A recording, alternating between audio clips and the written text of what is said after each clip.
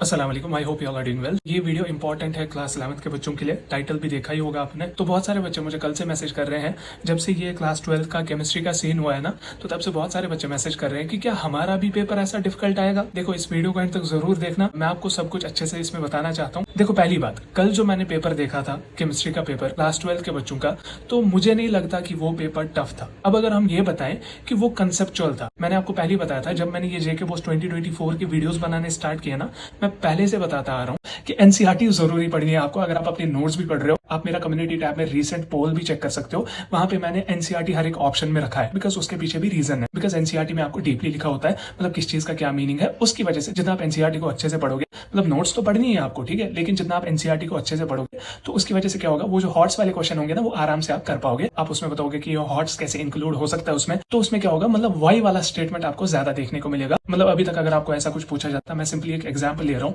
कि एक पार्टिकल को हमने मैग्नेटिक फील्ड में डाल दिया, तो वहां पे पूछा जाता कि इसकी डायरेक्शन बताओ, ये किस डायरेक्शन में मूव करेगा ये पार्टिकल। तो ये अभी तक का सवाल था। लेकिन अब जो हॉट्स वाला हम कह सकते हैं, इसमें आपको पूछा जाएगा इसकी डायरेक्शन बताओ। अब अगर आपने कोई डायरेक्शन लिख ली तो उसके बाद ये पूछा जाएगा कि क्यों ये बिहेवियर क्यों आया इस पार्टिकल में, ठीक है। मतलब ये वाई वाला स्टेटमेंट, WHY वाला स्टेटमेंट आपको ज्यादा देखने को मिलेगा। ये मैंने पहले ही बता के रखा था, क्लास 12 के बच्चों को भी, 10th के बच्चों को भी, और 11th आप बच्चों को भी बता रहा हूँ। पहले मैंने बता भी रखा है, लेकिन अभी मैं फिर से बता रहा हूँ, ठीक है।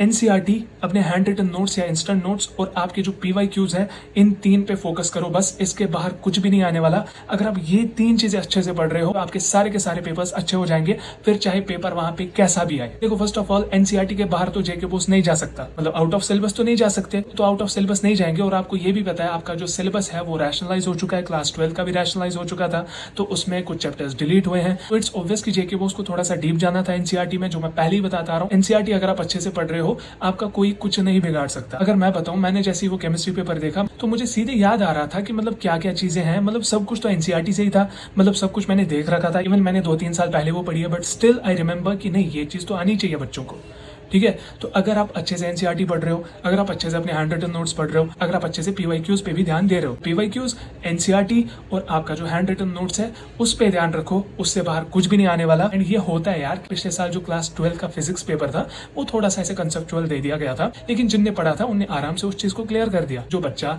गेस्ट पेपर पढ़ के जाए, अब जो बच्चा सिर्फ प्रीवियस ईयर क्वेश्चन पेपर्स पढ़ के जाए, तो उसका क्या हाल होगा वो मुझे बताओ। मुझे बहुत सारे बच्चों ने व्हाट्सएप पे मैसेज की कि हमने तो सारा पेपर अटेम्प्ट कर लिया, हम अच्छे से क्लासेस भी दे रहे थे, मतलब सब कुछ हम नोट डाउन कर रहे थे, सारे जो कंसेप्ट्स है वो अच्छे से बिल्ड किए थे, तो उसके बाद उनको तो आसान ही लगना था। तो इस वीडियो को बनाने का यही मकसद है कि जो भी क्लास 11th के बच्चे हैं, अब आपका स्टार्ट होने वाला है एग्जामिनेशन, स्टिल आपके पास अच्छा खासा टाइम है, आप अच्छे से प्रिपेयर कर सकते हैं एंड फोड़ सकते हैं इस बोर्ड एग्जामिनेशन में, ठीक है। तो कोई भी टेंशन मत लो। जैसा भी उनका केमिस्ट्री का पेपर था, उनको मैंने समझाया, वो grace marks and all that वो आपने देखा होगा वो वीडियो। एंड इंशाल्लाह आप क्लास 11th के बच्चों के लिए भी मैं तगड़ी वीडियोस लाने वाला हूँ। तो इस वीडियो को लाइक और शेयर करें हर एक बच्चे के साथ, और साथ ही साथ हमारी चैनल को सब्सक्राइब जरूर करें, ताकि आपको ऐसी बेनिफिशियल वीडियोस और लेटेस्ट अपडेट्स मिलती रहे। सो हम मिलते हैं किसी और वीडियो में, तब तक के लिए अल्लाह हाफिज, टेक केयर।